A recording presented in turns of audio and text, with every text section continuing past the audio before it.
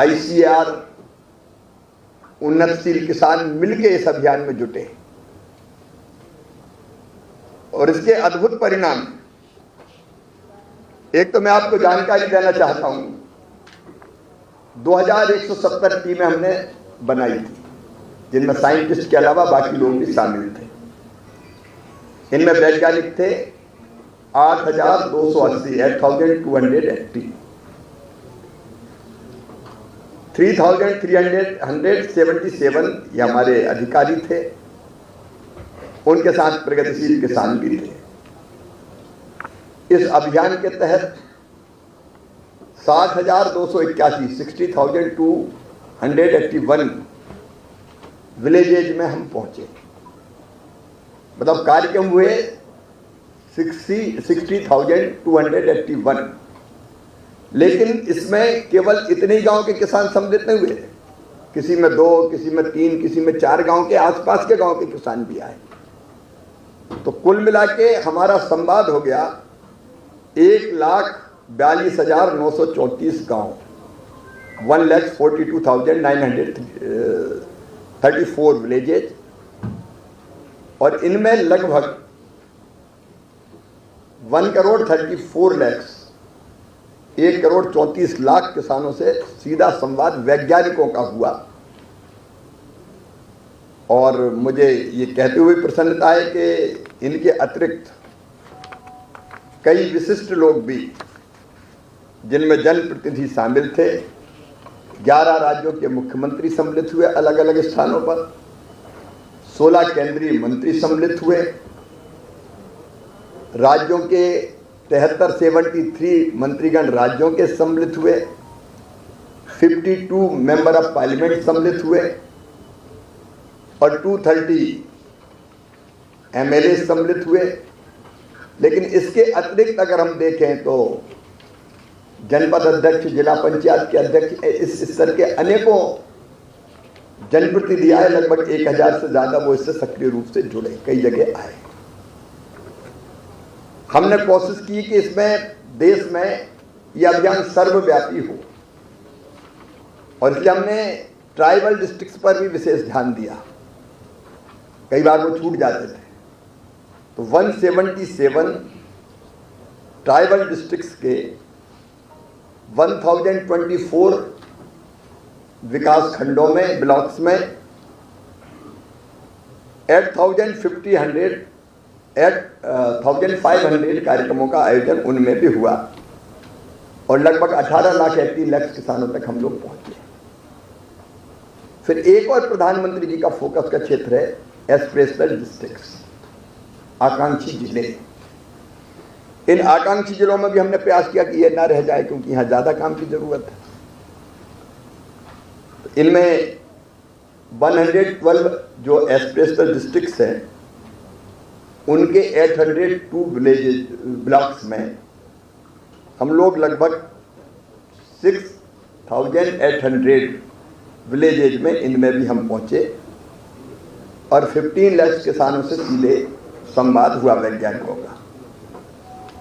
एक और फोकस हमने किया था वाइब्रेंट विलेज, सीमावर्ती गांव, और वो जिले भी 100 हैं लगभग, जो अलग अलग, एक तरफ अगर समुद्र छोड़ दिया जाए तो 3 तरफ से अलग अलग राष्ट्रों की सीमाओं से हम मिलते हैं।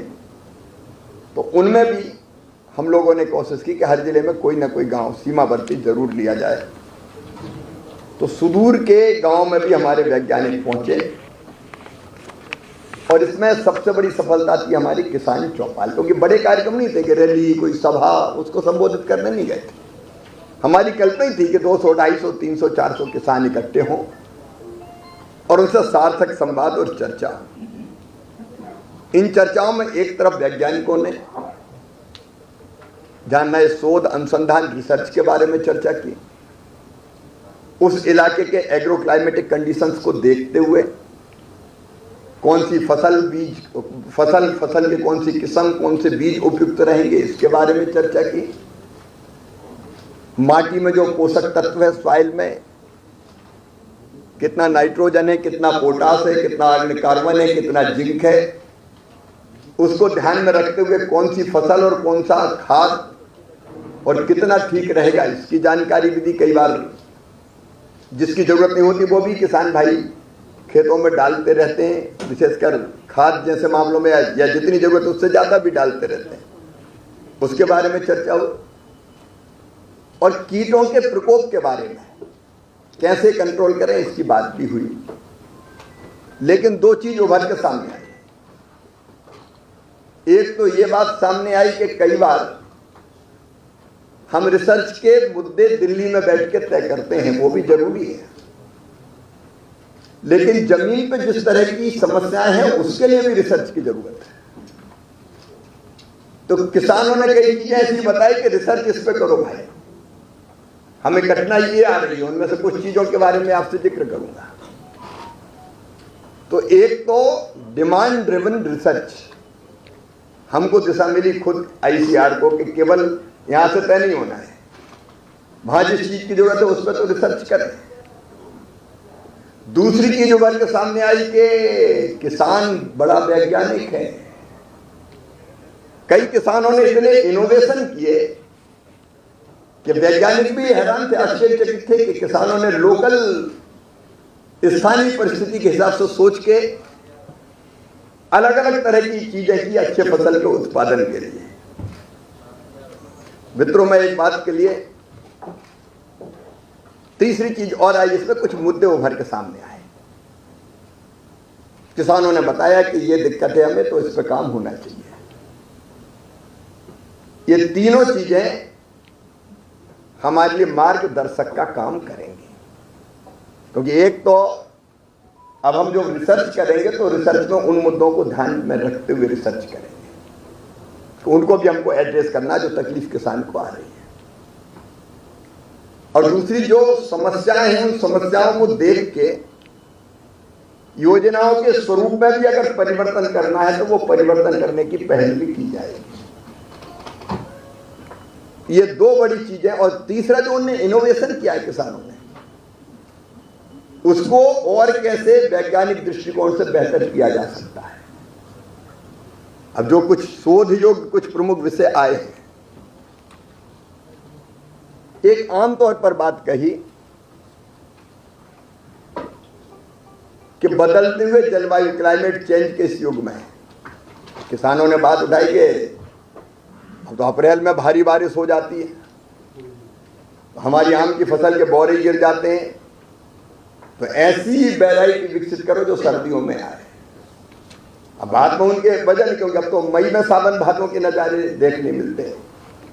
तो बदलते हुए जलवायु में हम फसल के चक्र को बदलें, ये बात किसान की तरफ से आई। गन्ने की एक किस्म 238 है जो उत्पादन गन्ना शुगर है, अब उसमें पहले बहुत अच्छा उत्पादन हुआ, लेकिन बाद में एक रोग लगने लगा, रेड रोग, लाल सवन। उसके कारण इतना नुकसान होता है कि वो दवाई छिड़क कर परेशान हो जाता है, अलग अलग तरह के पेस्टिसाइड्स। तो उसके लिए कोई ऐसी किस्म विकसित करें जिससे इससे बच जाए, रस की मात्रा भी हो, शुगर का कंटेंट भी ठीक हो, क्योंकि इसमें शुगर कंटेंट ठीक होता है, इसलिए फैक्ट्री वाले इसी की मांग करते कि ये लगाओ, और इस पर वायरस का अटैक बहुत हो रहा है। धान की डायरेक्ट सीडिंग, उसके लिए कौन सी किस्में उपयुक्त होगी? वो ज्यादा बनना चाहिए, क्योंकि पानी बचाना है कि अभी धान के खेत में पानी भर के मचाते हैं, फिर रोपते हैं तो बहुत पानी लगता। डायरेक्ट सीडिंग की किस्में तैयार हो रही, तो उसका और ऐसी किस्म जिसमें खरपतवार ना हो, उसकी मांग आई। एक बात आई कि हम जो पेस्टिसाइड और फर्टिलाइजर डालते हैं उसकी गुणवत्ता की जांच करने का कोई ऐसा मोबाइल डेवलप करो कि हम तुरंत तो पता कर लें कि ये सही डाल रहे हैं कि नहीं डाल रहे हैं। नहीं, जब असर ना हो तब पता चले कि ये तो ठीक ही नहीं। फिर प्राकृतिक खेती के विभिन्न जो इनपुट होते हैं उनको इनपुट के उपयोग की मात्रा और उसमें खरपतवार का नियंत्रण कैसे हो सकता है, सोयाबीन की फसल की उत्पादकता घट रही है, उस पर बात होनी चाहिए। मशीनीकरण और खरपतवार का नियंत्रण होना चाहिए। कपास, गन्ना, सोयाबीन तीनों के बारे में आया कि इनकी नई उच्च कोटि की कीट रोधी किस्में, वायरस का अटैक जिन पे ना हो, क्योंकि कपास पे भी ये समस्या है आजकल, गन्ने पे भी है और सोयाबीन में भी एलोमोजिक जैसी बीमारी एक रात में फसल खराब कर देती पूरी की पूरी। कपास की चुगाई और गन्ने की कटाई के लिए मशीनों की बात हुई। खरीफ मूंग में 22 MB रोधी प्रजाति और मूंगफली और अरहर में कम अवधि की किस्में कैसे आए, क्योंकि अरहर अगर 8 महीने में आएगी तो फिर बाकी फसलें नहीं होती, तो इस पर मेहनत करें, वैज्ञानिक इस पर रिसर्च करें। फिर एक और बड़ी समस्या जो देश के बड़े हिस्से में है, जंगली या आवारा जानवरों के प्रबंधन के लिए कोई AI आधारित कोई टेक्निक डेवलप होना चाहिए, नहीं तो फसलें खराब हो जाती। बड़े हिस्से में ये बात आई। फिर दूध वाले मामले में भैंसों में ओट्रस का पता लगाने के लिए कम लागत का किट आना चाहिए। ड्रोन के माध्यम से खराब जमीन पर चारागाह कैसे विकसित किए जा सकते हैं, इस पर शोध होना चाहिए। ऐसी अनेकों चीजें हमारे सामने आई है जो हमारे लिए रिसर्च का विषय है। ये तो मैंने कुछ उदाहरण दिए क्योंकि प्रेस में समय की सीमा है। फिर किसानों ने जो नवाचार किया है, मैं बहुत ब्रीफली वो बताना चाहूंगा। जैसे लीची के फल में बिहार में हमने देखा, ग्लूकोज के घोल को ऊपर लगा के उन्हें सेल्फ लाइफ बढ़ा दी। किसानों ने बताया कि ये देखो हमने ये किया और ये सेल्फ लाइफ जल्दी खराब हो जाती थी, बढ़ गई इसकी। सब्जियों में मैंने हरियाणा में जाके देखा कि एक किसान ने 15 चीजें लगाई हुई थी।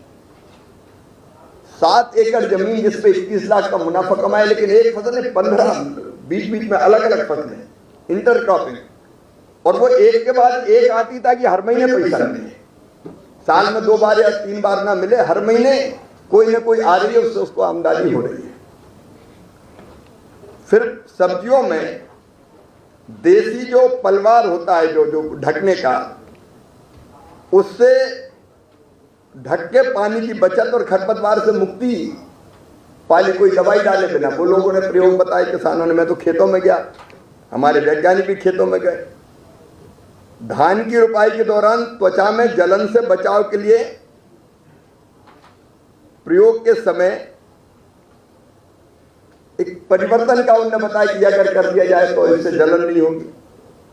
सेब के बागों में सौर ऊर्जा आधारित, सोलर एनर्जी आधारित लाइट ट्रैप से एप्पल बोरर का प्रबंधन कर दिया, उससे मुक्ति पा ली। कपास की सब्जी की गैप फिलिंग के लिए कम लागत की मशीन बनाई, किसानों ने बनाई। गाजर धोने की मशीन बनाई। कपास की निराई और गुड़ाई के लिए कम लागत की मशीनें किसानों ने बना दी। कम लागत वाला स्वदेशी ग्लेडियोलस खुदाई यंत्र बनाया। सब्जियों में पोटास पूरक के रूप में बेल आधारित जैव डिकम्पोजर, उसका उपयोग उन्होंने किया, वो उन्होंने बनाया। सेब के बागों में नई इंटरक्रॉपिंग तरबूज और खरबूज की, उसके प्रयोग करके बताया कि उसमें भी और उत्पादन हो सकता है। टमाटर और मिर्च के बीज निकालने वाली मशीन बनाई किसानों ने। प्याज के लिए बीज ड्रिल मशीन, अभिनव गन्ना कली चिपर मशीन, एक नहीं ऐसे अनेकों प्रयोग। समय के अभाव में मैं पूरा नहीं बता रहा, ये किसानों ने खुद किए, जो ये सिद्ध करते हैं कि किसान के पास टैलेंट भी है और अनुभव भी है। दोनों का तालमेल करके, और हमें ये सीख मिली कि इन किसानों का उपयोग करना चाहिए, जो अनुभव भी कर रहे हैं और बना भी रहे वैज्ञानिकों के साथ। तो उस दिशा में भी हम प्रयत्न करेंगे। इस तरह की कुछ नीतिगत मामले भी अलग अलग किसानों ने बताए। क्लाइमेट चेंज में कैसे समेकित कार्य योजना बनाए। जैविक प्राकृतिक उत्पादन की बात करते हैं, लेकिन सर्टिफिकेशन में बहुत दिक्कत होती है, उसकी प्रक्रिया सरल होनी चाहिए। भारत में चारा और चारागाह के बारे में कोई नई नीति बननी चाहिए, जिससे पशुपालन का काम हम ठीक से कर सकें। फिर उन्होंने एफपीओ के बारे में भी अनेकों तरह के सुझाव दिए व्यवहारिक बनाने के लिए। एक नहीं, ऐसे अनेकों सुझाव किसानों की तरफ से आए जो बहुत उपयोगी है। और योजना और नीतियां बनाते समय हम कोशिश करेंगे कि उन सुझावों को ध्यान में रखा जाए, क्योंकि असली वैज्ञानिक या परिश्रम करने वाला तो खेतों में किसान ही है। इस दृष्टि से कई सबक भी हमारे विभाग को, आईसीआर को किसानों के बीच से मिले।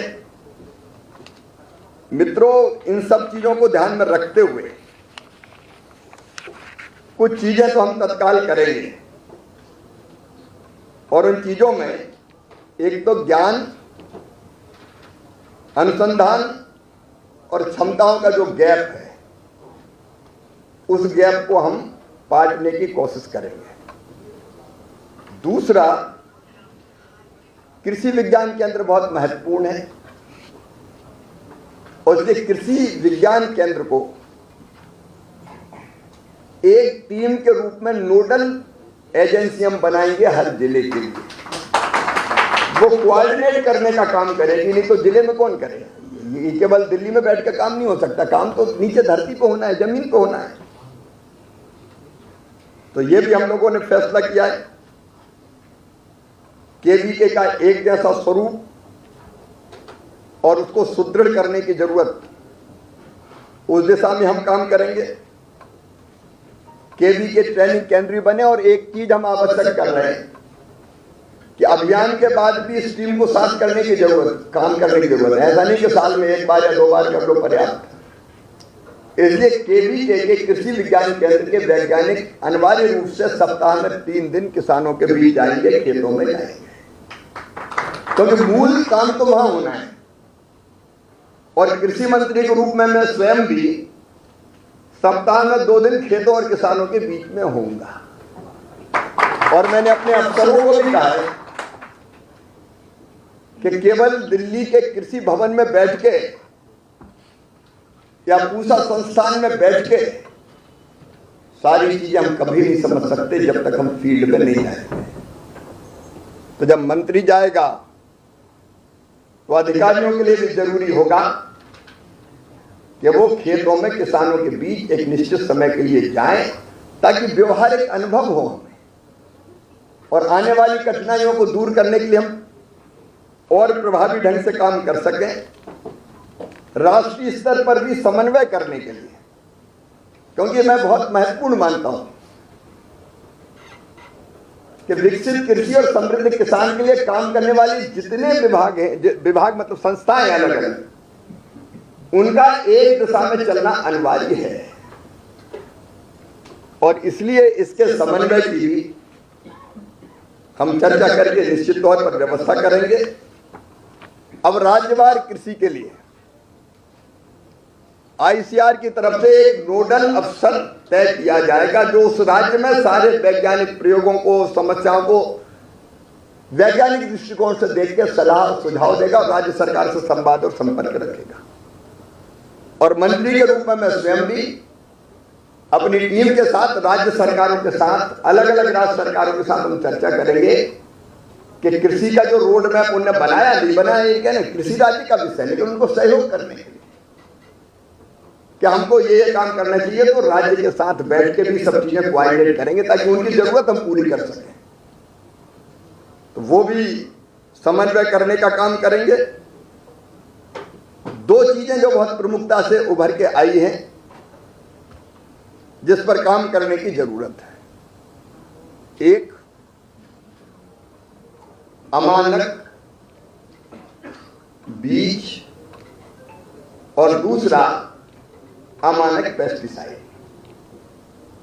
लगभग हर जगह किसानों ने बताया कि जब जरूरत पड़ती है और वो डालते हैं पेस्टिसाइड वगैरह, तो उसका अपेक्षित असर नहीं हो रहा है। मैं बिना प्रमाण के किसी को ब्लेम नहीं कर रहा। एक कारण जानकारी का अभाव भी होता है। जैसे मेरठ में ही बताया कि स्टेम में वो घुस जाता है कीड़ा, और उसके बाद उसके ऊपर अगर हम कितने भी स्प्रे करें तो वो मरता नहीं, क्योंकि वो अंदर बैठा है। लेकिन फिर भी अमानक बीज और अमानक पेस्टिसाइड की शिकायतें कई जगह से आई है और इसलिए सीड एक्ट को और कड़ा बनाने के प्रभावी कदम उठाए जाएंगे, उसकी पहल करेंगे। और दूसरे, पेस्टिसाइड के लिए भी घटिया अगर हो तो अभी जो प्रावधान है उनको कड़ा करने की आवश्यकता महसूस हुई है, तो उस पर भी हम काम करेंगे और एक गुणवत्ता युक्त बीज और अधिक मात्रा में जिसको हम ट्रेस कर सकें। कई बार ऐसा कि बीज पहुंच गया और पता चला कि बीज उतना अच्छा नहीं निकला, कई बार किसान शिकायत करते हैं। तो हम सिस्टम को इतना मजबूत बनाएंगे कि गुणवत्ता युक्त बीज अगर कहीं गैप है तो उसको दूर करके वो किसानों तक पहुंचे। मित्रों, इस पूरे अभियान का उद्देश्य केवल एक ही था कि हम कैसे विज्ञान किसान को जोड़ के, काम बहुत अच्छा हो रहा है लेकिन अगर कहीं कमी है तो उसको पूरा करके और उत्पादन बढ़ाएं, उत्पादन की लागत घटाएं और किसान को और समृद्ध बनाने का प्रयास हम कर सकें। इसके लिए ये अभियान बहुत सफल सिद्ध हुआ है। मैं एक बार विभाग को और विशेषकर आईसीआर की भी पूरी टीम को, जिससे दिन और रात मेहनत की, राजवीर उसके संयोजक थे, खुद हमारे डीजी दिन और रात प्रयत्न कर रहे थे, पूरी टीम ने मेहनत की, उनको बधाई देता हूं। लेकिन ये थमेगा नहीं, रबी के लिए अभियान फिर चलेगा, विकसित कृषि संकल्प अभियान। लेकिन ये तो दो अभियान चलेंगे, लेकिन इसके अतिरिक्त बीच में हम लोग लगातार किसानों के बीच खेतों में जाके हम कोशिश करेंगे कि अपनी खेती को और कैसे उन्नत करें और किसानों को कैसे समृद्ध करें। आज कुछ प्रगतिशील किसान भी यहाँ आए हैं, अगर जो कुछ मैंने प्रयोग बताए हैं तो आप बाद में पृथक से उनसे भी चर्चा कर सकते हैं। धन्यवाद। हाँ, एक हमने कुछ फसलों को तय किया है, जैसे सोया, इसका एकदम फॉलो अप प्लान, जैसे सोयाबीन की समस्या है तो सोयाबीन की समस्या के लिए 26 तारीख को इंदौर में ही किसान, वैज्ञानिक और संबंधित जितने पक्ष मिलकर व्यापक विचार विमर्श करेंगे। उसके बाद हम काम करने वाले हैं कपास पे, कपास मिशन के लिए। उसके बाद हम काम करने वाले गन्ने पे, फिर दलहन मिशन पर, फिर तिलहन मिशन पर। तो यह अभियान रुकेगा नहीं, अलग अलग फसलों के लिए अलग अलग भी जारी रहेगा। और कई बार हम लोग अभियान करके और फिर आराम से सो जाते हैं कि बहुत सफल हो गया, इतनी जगह चले गए, ऐसा नहीं होगा। 24 तारीख को, जून में 24 जून को इसी पूसा संस्थान में हम सारे वैज्ञानिक कुछ यहाँ फिजिकल आएंगे, बाकी जितने वैज्ञानिक हमारे गए 8000 से ज्यादा वो वर्चुअल जुड़ेंगे, जितने अधिकारी गए वो जुड़ेंगे, राज्यों के माननीय कृषि मंत्रियों को जोड़ेंगे, वर्चुअल एक्चुअल जैसी सुविधाओं, और हर राज्य के बारे में जो इस अभियान का नोडल अफसर था अपनी रिपोर्ट प्रस्तुत करेगा। जितनी जगह गए हमने 6 फोटो अपलोड कराए, नहीं तो कई बार पता चला कि गाड़ी गई और ढाबे पे खड़ी हो गई और खाना खा के वापस लौट आई और रिपोर्ट कर दी कि फलाने इतने गाँव कर दिए।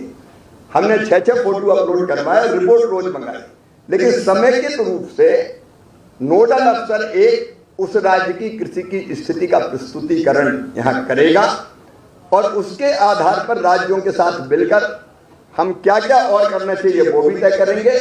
शोध और रिसर्च के विषयों पर भी काम करेंगे और बाकी मुद्दों पर भी काम करेंगे। मतलब ऐसा नहीं कि हम फूल के कुप्पा हो जाएं कि इतनी जगह चले गए और बड़ा तीर मार दिया और अब बैठ जाएं। हम लगातार काम करते रहेंगे। बहुत बहुत धन्यवाद। ये माइक बेटी खराब है। हाँ,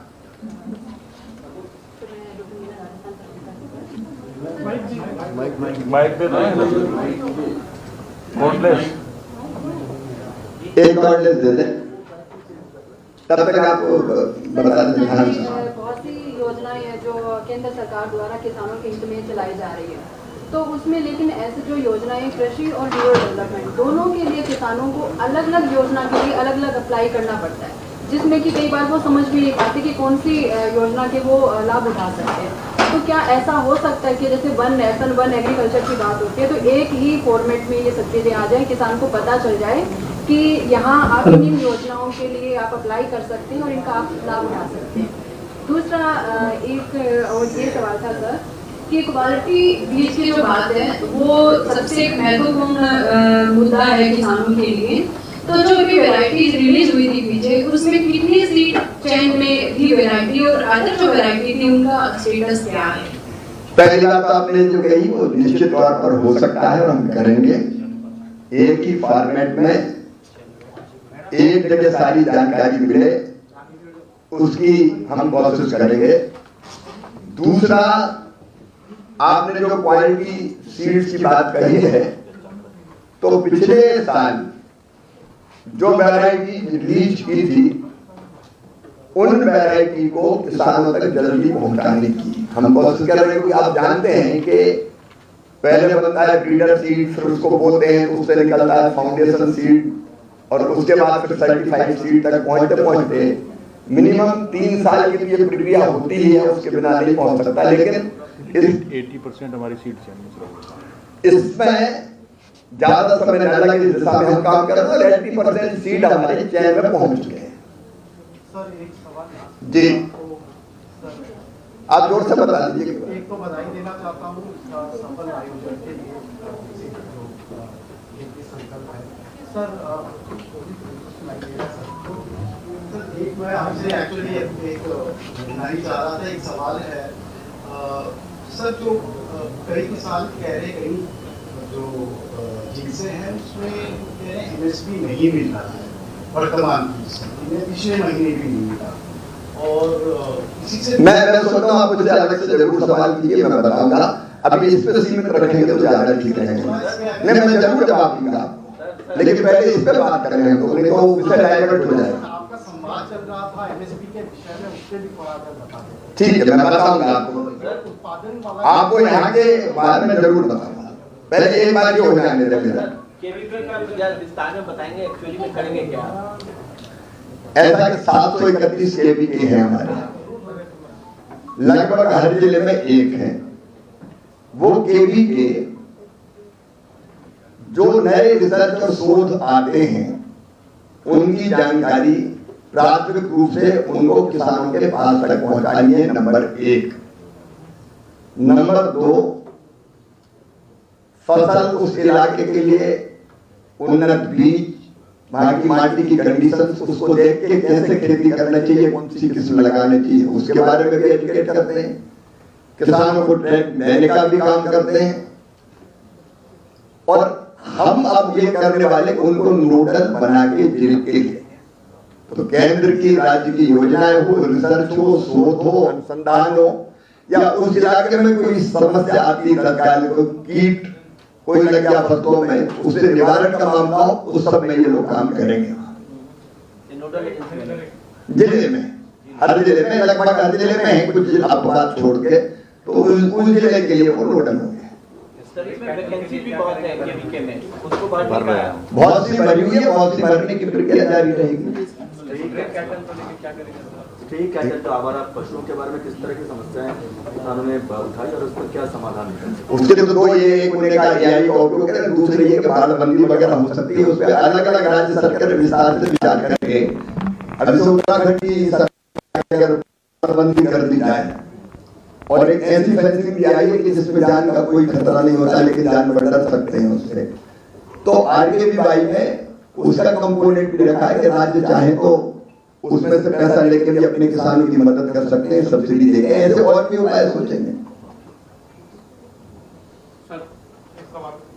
इधर फिर जी बताइए। FPO की आपने बात करी सर, FPO की बात करी, लेकिन कल मार्केट में सर एक चीज, दो चीज जानना चाह रहा हूँ सर।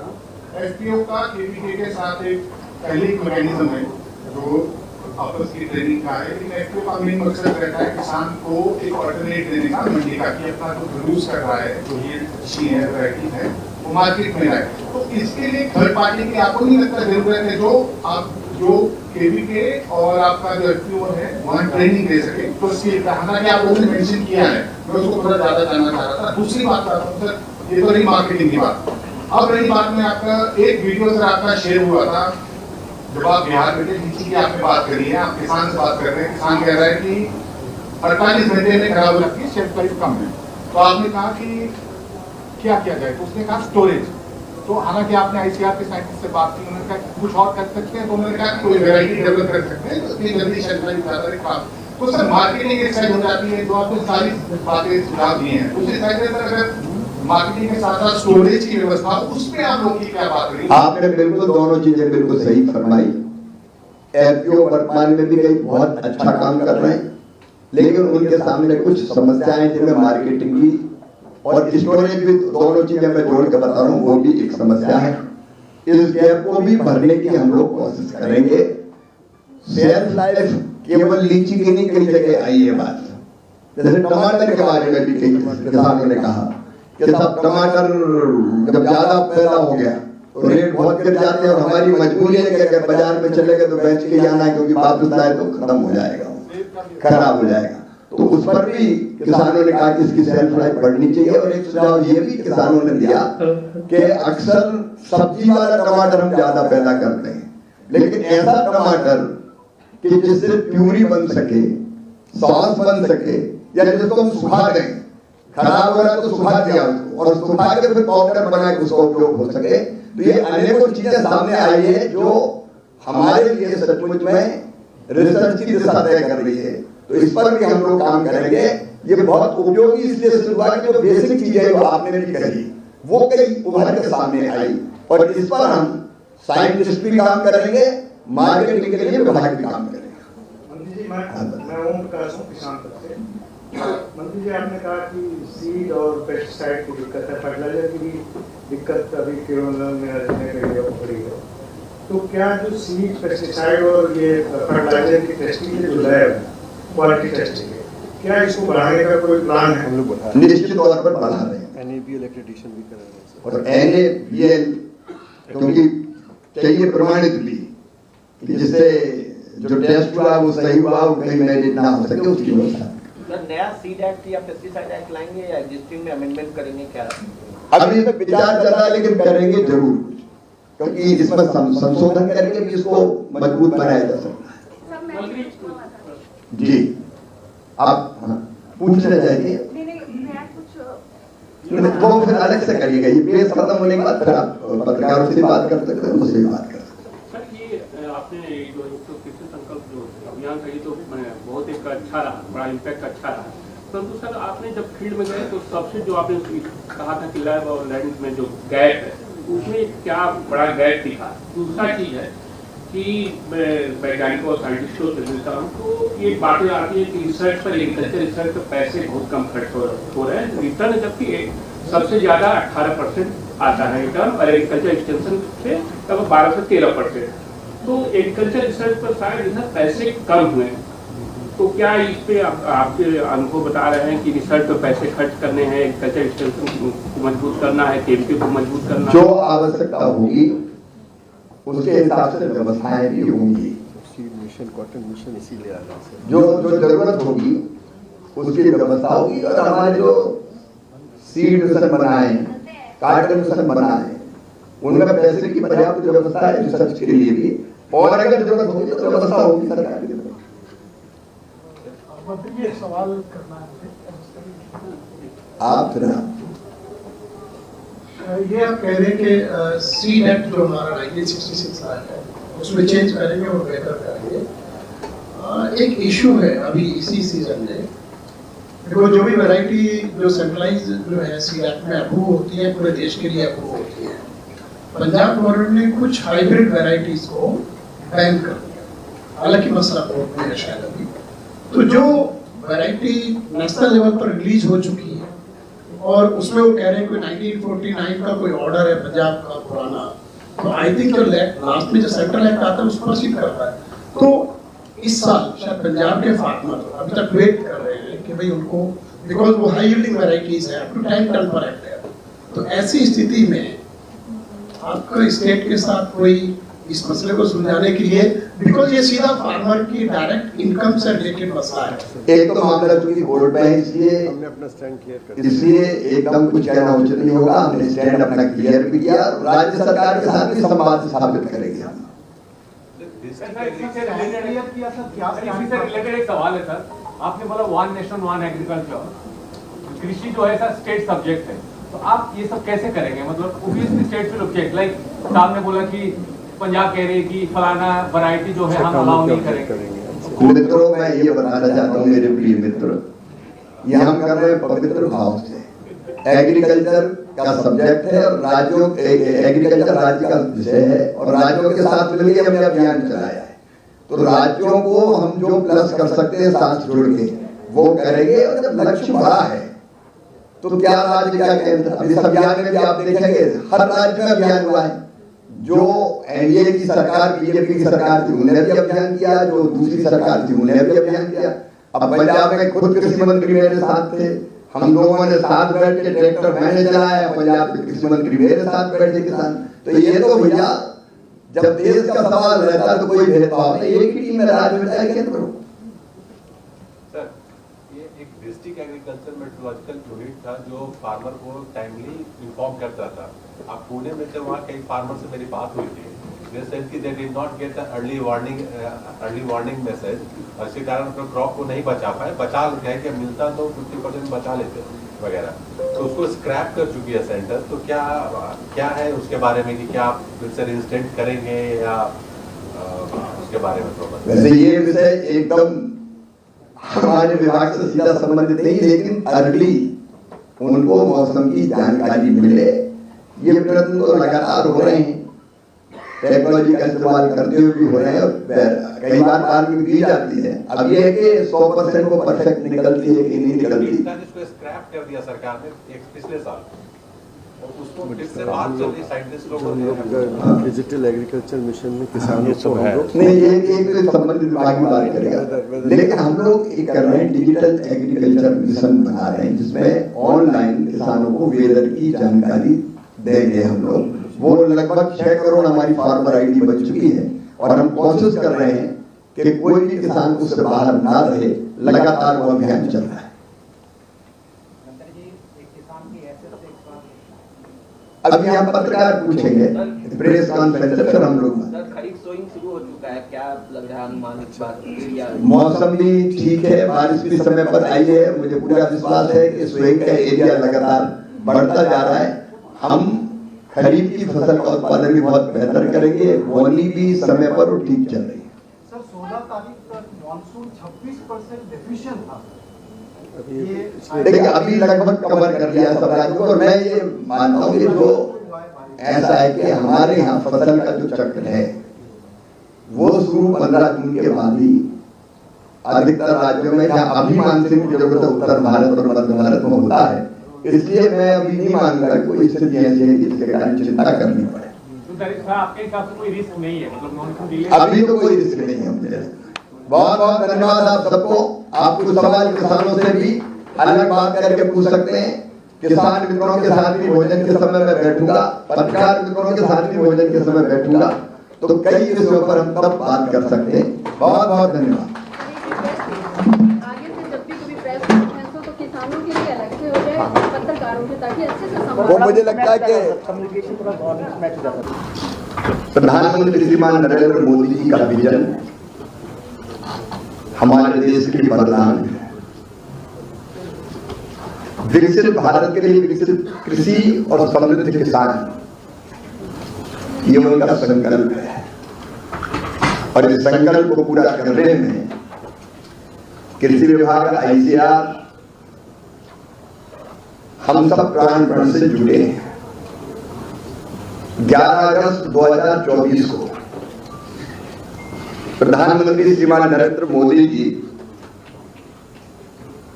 इसी पूसा के परिसर में आए थे,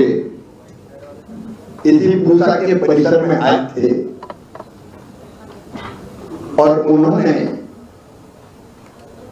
अलग अलग फसल की 65 फसलों की 129 प्रकार के बीजों का लोकार्पण किया था। भाषा आगे बोलूंगा फिर कि माइक कभी बंद हो रहा है कभी चालू हो रहा है। Hello hello. और 11 अगस्त को प्रधानमंत्री जी ने आपको ध्यान होगा वो कार्यक्रम हाल में नहीं किया, किसानों के साथ खेत में किया था जहां हमारे वैज्ञानिक उपस्थित थे। और उस कार्यक्रम को करते समय उन्होंने एक बात मुझे कही थी कि लैब और लैंड के बीच बड़ा गैप है, लैब टू लैंड एक होना चाहिए। वैज्ञानिक जो प्रयोग जो रिसर्च कर रहे हैं लैब में, वो रियल टाइम में कैसे लैंड तक पहुंचे, किसानों तक पहुंचे। और उनके इन शब्दों को हमने पूरी तरह से आत्मसात किया, प्रेरणा माना। और हमने एक तो शुरू किया आधुनिक कृषि चौपाल, जो डीडी किसान पर आता है, जिस हर महीने के दूसरे शनिवार को, जिसमें किसान और वैज्ञानिकों की आपस में चर्चा होती है। किसान सवाल पूछते हैं, वैज्ञानिक जवाब देते हैं, शोध और रिसर्च के बारे में बताते हैं, और हमारी कोशिश रहती है कि वो अधिकतम किसानों तक पहुंच जाए। लेकिन वो एक सीमित संख्या का होता है और एक साथ सब किसान देख भी नहीं पाते। दूसरी दिक्कत ये होती है कि किसी एक विषय पे वो सीमित रहता है, तो एक साथ कई चीजें एड्रेस उस पर नहीं कर पाते। और तब मन में यह विचार आया कि लैब टू लैंड जोड़ने के लिए एक व्यापक अभियान की जरूरत है।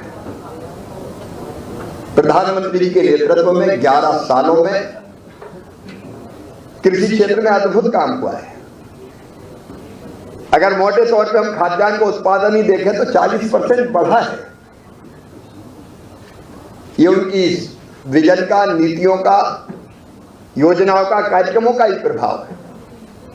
लेकिन फिर भी अनंत संभावनाएं काम करने की। और हमारे सामने लक्ष्य है भारत की खाद्य सुरक्षा सुनिश्चित करना है, पोषण युक्त अनाज, फल और सब्जियां पर्याप्त मात्रा में जनता के लिए उपलब्ध कराना है, किसानों की आजीविका ढंग से चले, खेती फायदे का धंधा बने, इसकी कोशिश करनी है। और इस धरती को आने वाली पीढ़ियों के लिए भी उत्पादन देने वाली बनाए रखना है। और इसके साथ साथ भारत को दुनिया का फूड बास्केट बनाना है। और इन्हीं सबको ध्यान में रख के हमने देखा काम बहुत हो रहा है, लेकिन अलग अलग संस्थाएं अलग अलग तरह के कामों में लगी है। आईसीआर और कृषि विज्ञान केंद्र में हमारे वैज्ञानिक लगे। आईसीआर के अलग अलग संस्थान रिसर्च करते हैं, किसान खेतों में काम करते हैं, एग्रीकल्चर यूनिवर्सिटी अलग काम करती है, केवी के अलग काम करते हैं, और कृषि विभाग राज्य शासन के, केंद्र शासन के, वो अपना काम कर रहे हैं। मन में यह विचार आया कि सब काम कर रहे हैं विकसित खेती और समृद्ध किसान के लिए, लेकिन अलग अलग काम कर रहे हैं, इनको अगर एक साथ जोड़ दिया जाए। और तभी विचार मन में आया, one nation one agriculture one team, एक टीम बनाई जाए पूरी, कि सब मिलके एक दिशा में काम करें, जिनमें किसान भी शामिल हो। और इसी विचार को लेकर हमने बनाया विकसित कृषि संकल्प अभियान। मित्रों, मुझे कहते हुए प्रसन्नता है, लेकिन वैज्ञानिक हमारे ऋषि हैं, एक तरह से शोध करते हैं, रिसर्च करते हैं, उनसे सीधे किसानों तक ये बात पहुंचनी चाहिए। मैं वैज्ञानिकों को बधाई दूंगा, इस काम में लगे सारे अधिकारी मित्रों को भी बधाई दूंगा, राज्य सरकारों को धन्यवाद दूंगा कि केंद्र सरकार, राज्य सरकार, केबीके, आईसीआर, उन्नतशील किसान मिलके इस अभियान में जुटे और इसके अद्भुत परिणाम।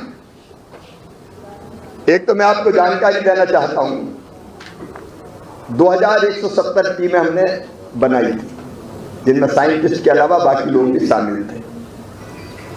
इनमें वैज्ञानिक थे 8280, 3,377 ये हमारे अधिकारी थे, उनके साथ प्रगतिशील किसान भी थे। इस अभियान के तहत 60,281 60,281 विलेजेज में हम पहुंचे। मतलब कार्यक्रम हुए 60,281, लेकिन इसमें केवल इतने ही गांव के किसान सम्मिलित नहीं हुए, किसी में 2, किसी में 3, किसी में 4 गांव के आसपास के गांव के किसान भी आए। तो कुल मिला के हमारा संवाद हो गया 1,42,934 गांव, 1,42,934 विलेजेज, और इनमें लगभग 1,34,00,000 किसानों से सीधा संवाद वैज्ञानिकों का हुआ। और मुझे ये कहते हुए प्रसन्नता है कि इनके अतिरिक्त कई विशिष्ट लोग भी, जिनमें जनप्रतिनिधि शामिल थे, 11 राज्यों के मुख्यमंत्री सम्मिलित हुए अलग अलग स्थानों पर, 16 केंद्रीय मंत्री सम्मिलित हुए,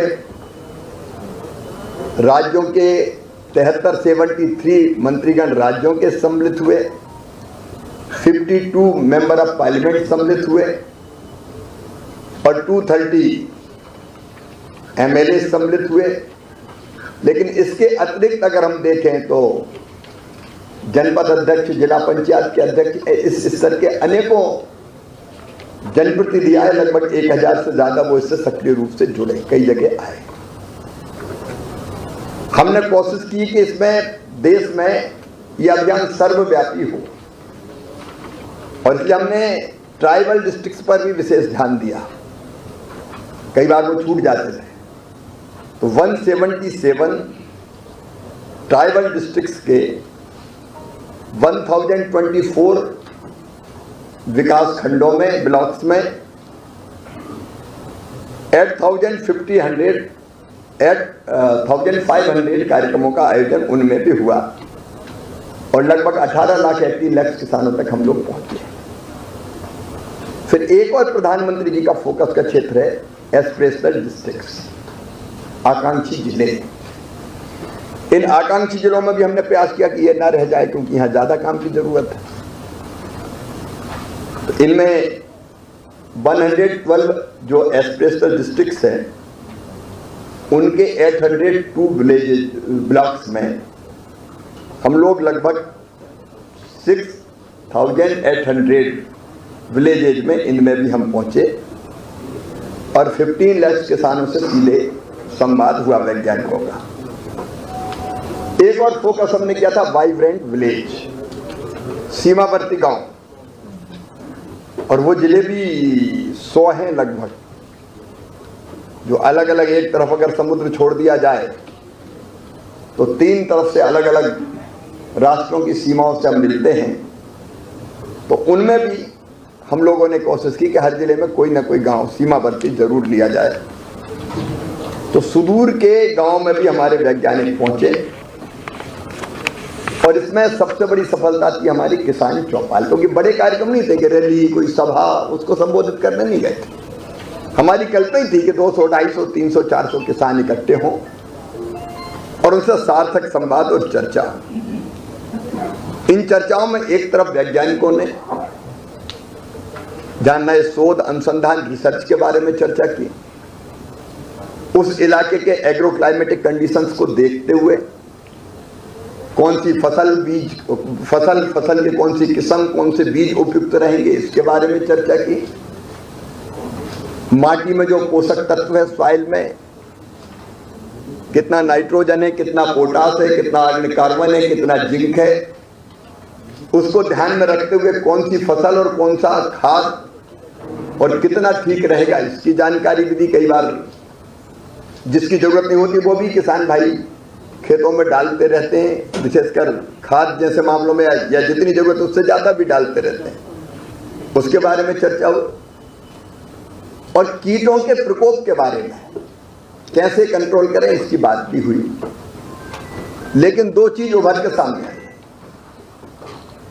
एक तो ये बात सामने आई कि कई बार हम रिसर्च के मुद्दे दिल्ली में बैठ के तय करते हैं, वो भी जरूरी है, लेकिन जमीन पे जिस तरह की समस्याएं हैं उसके लिए भी रिसर्च की जरूरत है। तो किसानों ने कई चीजें ऐसी बताई कि रिसर्च इस पे करो भाई, हमें कठिनाई ये आ रही है। उनमें से कुछ चीजों के बारे में आपसे जिक्र करूंगा।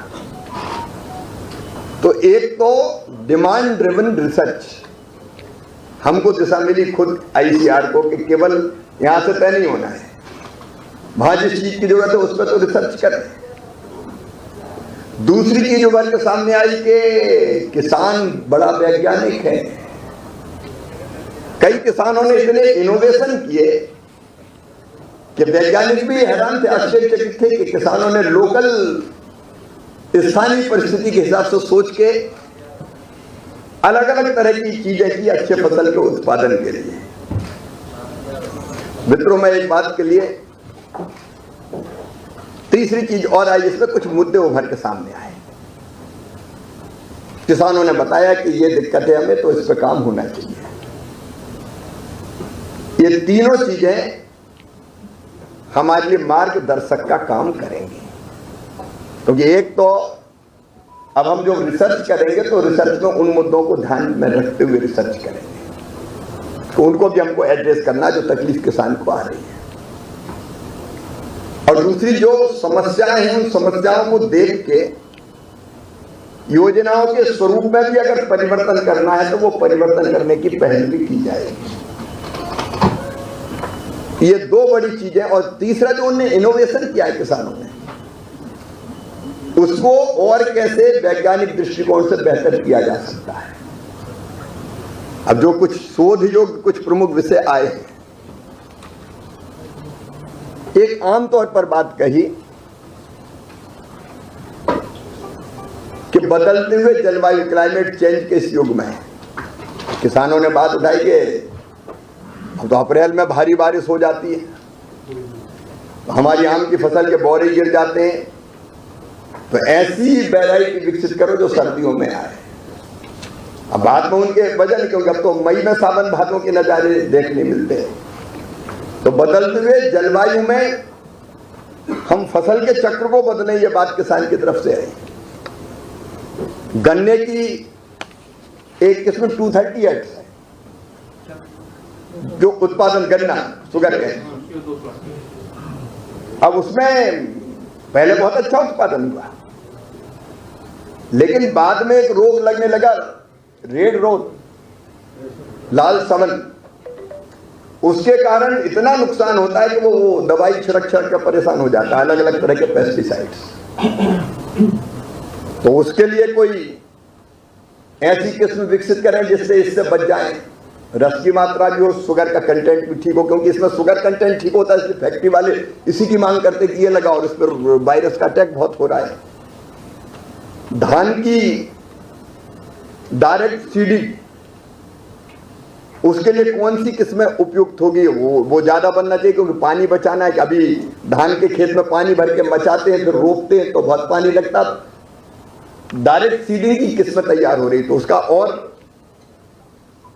ऐसी किस्म जिसमें खरपतवार ना, उसकी मांग आई।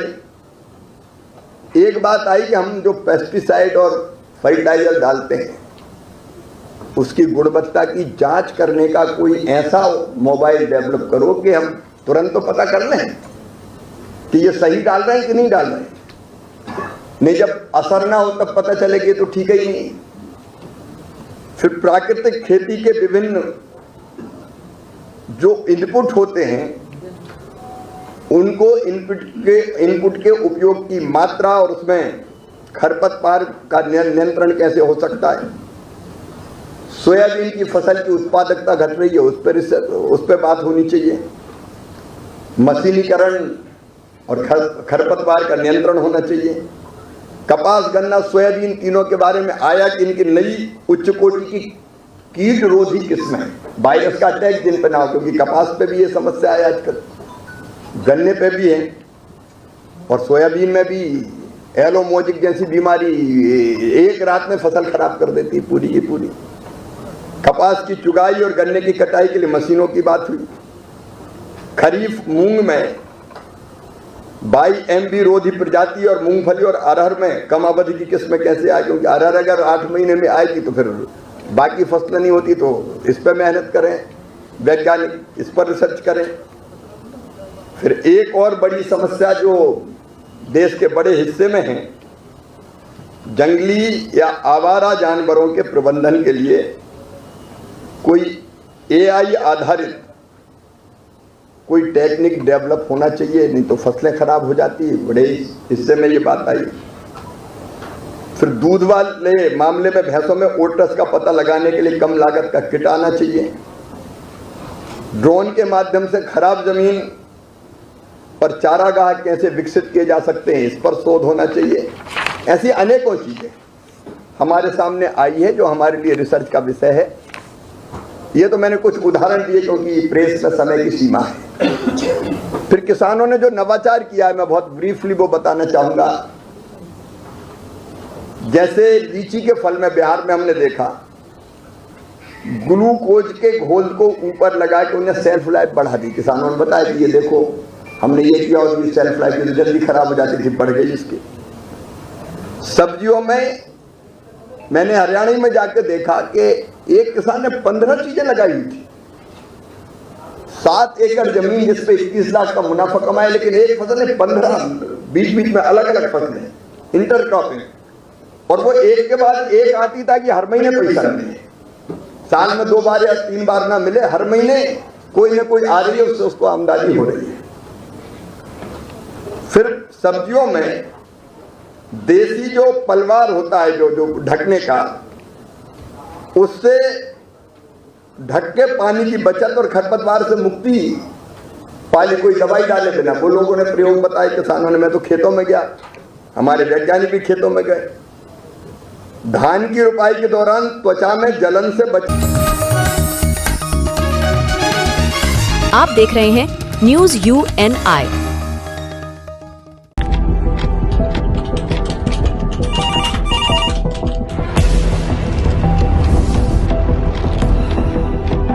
क्या?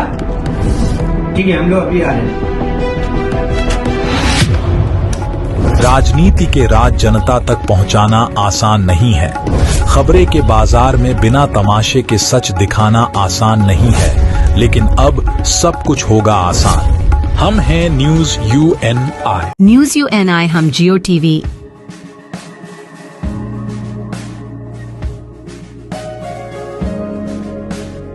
ई बाबा, कृष्णा कृष्णा कृष्णा हरे हरे हरे राम रॉक TV,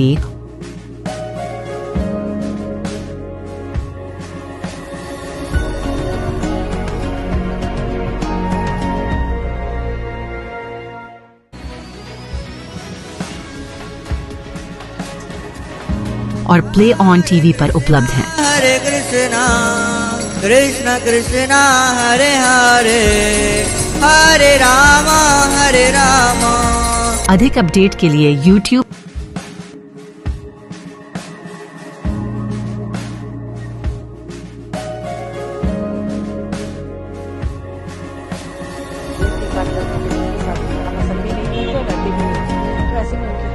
और Facebook पर फॉलो करें।